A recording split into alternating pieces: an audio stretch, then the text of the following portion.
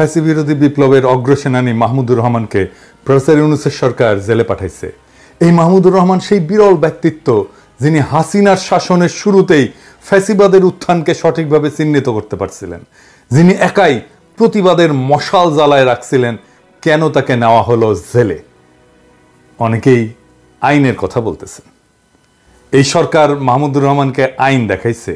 আমরা প্রশ্ন করি, এই সরকারের আইনি ভিত্তি কি? আমরা ধারাবাহিকভাবে হাসিনার সংবিধান বিলোপের পক্ষে কথা বলছি। অন্তর্বর্তীকালীন সরকার হাসিনার সংবিধান বজায় রাখার সিদ্ধান্ত নিছে, যা এখনো দেশের সর্বোচ্চ আইন।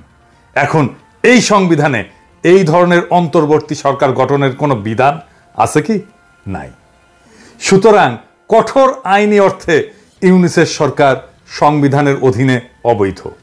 এর চেয়েও খারাপ, এই সরকার এমন একটা সরকারকে অপসারণ করে বসানো হয়েছে যা এই সংবিধান অনুসারে গঠিত হয়েছিল।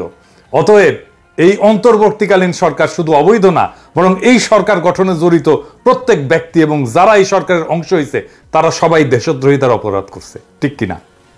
আইনে তো তাই বলে। আইনি যদি দেখান তাহলে এইটাও আইন। আপনি আপনার ক্ষেত্রে দেশের সর্বোচ্চ আইন প্রয়োগ করেন নাই, মাহমুদুর রহমানের ক্ষেত্রে কেন আইন প্রয়োগ করতেছেন? এইটার যুক্তি কি? আপনি হয়তো বলবেন যে এই সরকার সফল বিপ্লবের পর জনমানুষের ইচ্ছার ভিত্তিতে বসানো হয়েছে। ঠিক কি? তাইলে মাহমুদুর রহমানকে যে কারাগারে পাঠাইছেন, এটা কি জনমানুষের ইচ্ছা অনুযায়ী? এই মাহমুদুর রহমান হইতেছেন বিপ্লবের প্রকৃত নায়ক। শহীদদের ছাড়া মাহমুদুর রহমান যে ধরনের ত্যাগ স্বীকার করছেন তা আর কেউ করে নাই, আপনারাও করেন নাই। উনি জেলে পড়ছেন, বছরের পর বছর উনার পত্রিকা বন্ধ করে দেওয়া হয়েছে, উনাকে আদালতের বারান্দায় রক্তাক্ত করা হয়েছে, উনাকে দেশ ছাড়তে বাধ্য করা হয়েছে। উনি দেশে ফিরছিলেন কেন? দেশে ফিরছিলেন মৃত্যু পথযাত্রী উনার মাকে দেখার জন্য, আর কোনো কারণ ছিল না। তাইলে আপনার ক্ষেত্রে জনমানুষের ইচ্ছা প্রযোজ্য, মাহমুদুর রহমানের ক্ষেত্রে ইচ্ছা প্রযোজ্য হবে না কেন? এই মামলার কোনো ভিত্তি আছে? মাহমুদুর রহমান এবং শফিক রেহমানকে রাজনৈতিক উদ্দেশ্যে ফ্যাসিবাদী সরকার মিথ্যা মামলায় জড়াইছিল, আর প্রফেসর ইউনূসের সরকার হাসিনা সরকারের দায়ের করা মিথ্যা মামলা খারিজ করার প্রতিশ্রুতি দিছিল। দেয় নাই? দিছিল। এই মামলা কেন খারিজ হইল না? মাহমুদুর রহমানের মামলা তো সেই প্রথম দিককার মামলাগুলোর মধ্যে থাকার কথা ছিল, যেগুলো বাতিল করা হবে। এটা করা হইল না কেন? এরা ছাড়াও মাহমুদুর রহমান শফিক রেহমানকে শেখ হাসিনার এই কুপুত্র, ওই যে কুত্তে নিয়ে বসে থাকে ও জয়, এর হত্যার ষড়যন্ত্রের অভিযোগে যে মামলায় অভিযুক্ত করা হয়েছে, যেই মামলায় বাংলাদেশের আদালতের কোনো এখতিয়ারই নাই, এই মামলা করার কোনো এখতিয়ার নাই, এই মামলাটাই অবৈধ। জয় যুক্তরাষ্ট্রে বাস করে, শুধুমাত্র মার্কিন আদালতের এখতিয়ার আছে এই ধরনের অভিযোগের উপরে, এবং আশ্চর্যজনকভাবে যুক্তরাষ্ট্রে কোনো মামলা দায়ের করা হয়নি। হাসিনার ফ্যাসিস্ট শাসনের উৎখাতের পরেও এই মামলা কেন বজায় রাখা হইল? এই রায় কেন বজায় রাখা হইল? এই রায় তো অবৈধ, মামলাই অবৈধ। আমি আরেকটু বুঝাই বলি। যদি একজন ব্যক্তি যুক্তরাষ্ট্রে বসবাস করে এবং তার হত্যার একটা ষড়যন্ত্র হয়, থিওরিটিক্যালি ধরতেছি, তাহলে সেই অপরাধের মামলা যুক্তরাষ্ট্রের আদালতে দায়ের করতে হবে। কারণ অপরাধের শিকার যে ব্যক্তি, সে ব্যক্তি যুক্তরাষ্ট্রে বসবাস করেন এবং অপরাধের স্থানও কিন্তু যুক্তরাষ্ট্রের এখতিয়ারের মধ্যে পড়ে।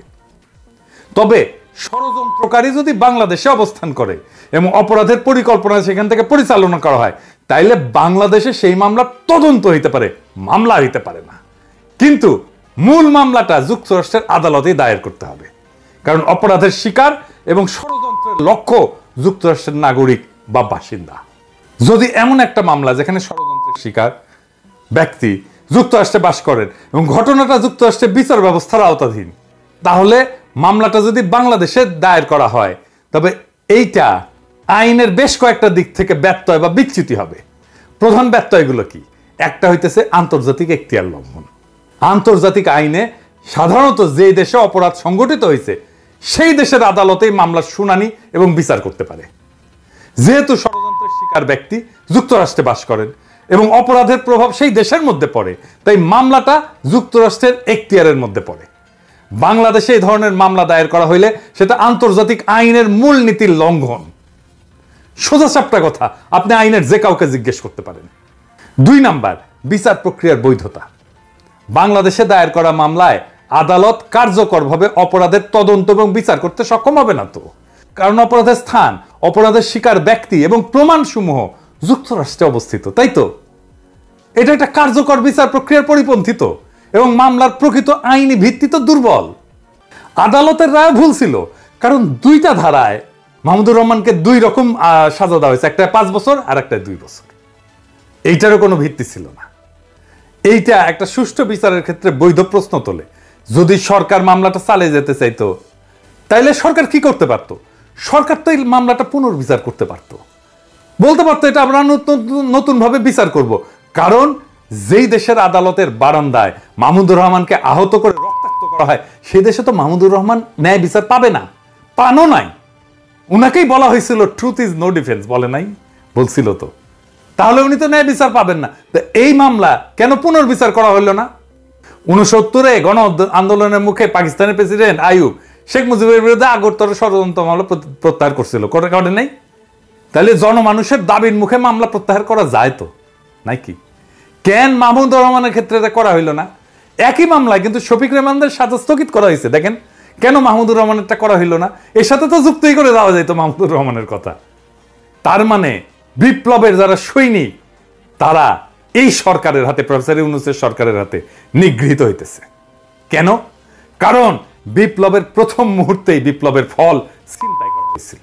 হাসিনার অপমানজনক পলায়নের পর আসিফ নজরুল একাই তথাকথিত সাংবিধানিকতার দোয়াই দিয়া ছাত্রদের একাংশকে ক্যান্টনমেন্ট আর বঙ্গভবনে নিয়ে ঘুটু কইরা প্রফেসর ইউনূসকে হাসিনার বানানো রাষ্ট্রপতি চুপ্পুর কাছে শপথ নেওয়াইছিল। আর এক গাদা অপদার্থ উপদেষ্টা নিয়ে কাজ শুরু করে বিপ্লবের হোকা মারি দিয়েছে। এদের শাসনে ক্যান্টনমেন্টে আশ্রয় পেল সব আওয়ামী দুর্বৃত্তরা, পলায় গেল সবাই।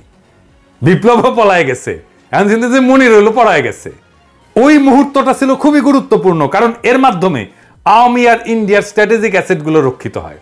আর এই ওয়াহিদুদ্দিন মাহমুদের মতো বুইরা খাটাস, যে কিনা হাসিনার উন্নয়নের সারিন্দা বাজাইতো, সে জানেও না কিছু, তারে কেন উপদেষ্টা বানানো হয়? বলে কি পাঠ্যপুস্তক দিয়ে অনানুষ্ঠানিক আলোচনা হয়েছিল, সেটাই প্রজ্ঞাপন হয়ে যায়। শালা বুড়া হয়েছে কিন্তু মিছা কথা বলার অভ্যাস যায়নি। এভাবে প্রজ্ঞাপন হয় কোনো সরকারি? আপনার সরকারি অফিসে অনেকেই কাজ করেন, আপনারাই বলেন এভাবে প্রজ্ঞাপন হয়? যখন অন্তর্বর্তী সরকার গঠনের জন্য আসিফ নজরুল ঘুটু করিচ্ছে, আমি তখনই বুঝছিলাম এইখানে ইন্ডিয়ার লোকজন ঢুকে গেছে। আমি তখনই বিপ্লব চিন্তায় হওয়ার বিষয়ে সতর্কতা দিছিলাম, বলছিলাম না ওই সময় ভিডিওতে? যারা বিপ্লবের পিছনে ছুরিকাঘাত করছে তারা নতুন মির্জাফরের মতো কুখ্যাত হয়ে থাকবে। তাহলে মাহমুদুর রহমানকে কেন জেলে দেওয়া হইলো জানেন? মাহমুদুর রহমানকে জেলে দেওয়ার প্রকৃত কারণ হইল তিনি ভারতের আসল প্রভুদের জন্য একটা আপদ। বাংলাদেশের স্বাধীনতা সার্বভৌমত্ব হারানোর বিষয়ে মাহমুদুর রহমানের চেয়ে বেশি কেউ সতর্ক করে নাই। আজ আমরা হাসিনার শাসন ব্যবস্থাই দেখতেছি, সেই একই ফ্যাসিবাদী কাঠামো, তবে হাসিনা ছাড়া। যারা ভারতের স্থানীয় এজেন্সি এবং বাংলাদেশের এই যে প্রথম আলো, ডেইলি স্টার, এই গোষ্ঠী তো সরকার হিসেবে পাইছি আমরা, তারা মাহমুদুর রহমানকে নিশ্চুপ করতে তাদের সর্বোচ্চ চেষ্টা করবে। এখন বলতে পারেন কিভাবে এটা এড়ানো যেত? একটা তো দেখাইলাম, শফিক রেহমানদের রায় তো স্থগিত করে দিছে, দেখলেন তো। 2 নাম্বার, এই মামলাটা পুনর্বিচারের জন্য পাঠানো যেত। 3 নাম্বার, রায় বাতিল করে দেওয়া যেত। 4 নাম্বার, আমি যদি আসিফ নজরুল হইতাম, এগুলো কোনো কিছু হইল না, তারপরে আমি যদি আসিফ নজরুল হইতাম, তাইলে মাহমুদ ভাইকে জেলে যাইতে হইতো না। কিভাবে জানেন? মাহমুদ ভাই যেই সময় বললেন যে উনি আদালতে আত্মসমর্পণ করতে যাইবেন, সেই দিনই আমি ওনার মায়েরে দেখতে যাইতাম, মাহমুদুর রহমানের, আর বলতাম, মাহমুদ ভাই আমরা এই মামলার রায় বাতিলের জন্য উদ্যোগ নিতেছি, আপনি তো বুঝেন টাইম লাগবে, কয়দিন সময় দেন আমাদের, খালাম্মাকে সময় দেন আপনি, আমি নিজে এসে আপনার হাতে রায় বাতিলের কাগজ কিন্তু ধরাই দিয়ে যাব। আপনি আদালতে গেলে জেলে পাঠাই দেবে, এটা আমরা এটাতে বিব্রত হব। আমি মেহরবানি করে আমাদেরকে বিব্রত করেন না মাহমুদ ভাই, আপনি মেহরবানি করে কয়টা দিন টাইম দেন, আমরা রিকোয়েস্ট করতেছি। উনি যদি আমার রিকোয়েস্ট না শুনতেন, আমি প্রফেসর ইউনূসের দিয়ে ফোন করাইতাম ওনারে, হয়তো না। আপনি বলেন কাজ হইতো না? মাহমুদ ভাই যাইতো আজকে আদালতে? আপনারা সবাই জানেন মাহমুদ ভাইয়ের কিন্তু ঘাটতেরা, উনি যেটা মনে করবেন সেটা উনি করবেনই, করে ছাড়বেন, এবং উনি ঘাটতেরার জন্য আমরা ওনাকে পছন্দ করি, ঠিক কিনা বলেন?